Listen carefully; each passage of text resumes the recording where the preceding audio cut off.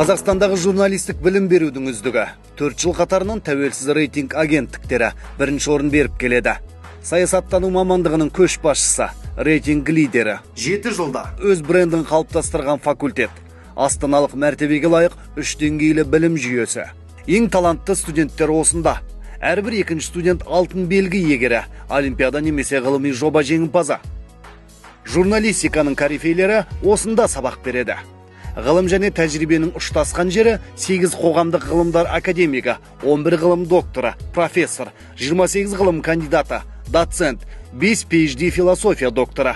Біздің әріптестеріміз Қазақстанның жетекші бұқаралық ақпарат құралдары, саяси элита және билік құрылымдары, пиар агенттіктер, ұлттық компаниялар, бизнестің қаймағы. Өндірістік база ретінде Егемен Қазақстан Республикалық газеті және Қазмедиа орталығымен тығыз қарым-қатынас. Факультет ашық демократиялық қоғам мен ақпараттық ғасырға лайықты маман даярлайтын бірегей орта.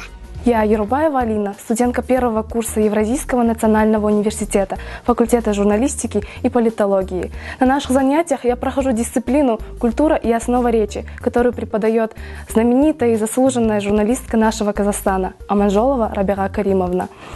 В дальнейшем я хочу стать таким же профессионалом своего дела, как Рабига Каримовна. Она дает мне стимул идти к своей цели. Мен Жаныс Мұқағали Айбосынұлы, журналистика және саясаттану факультетінің саясаттану мамандығының 2-ші курс студентімін. Менің ұстазым Наубат Қалиұлы.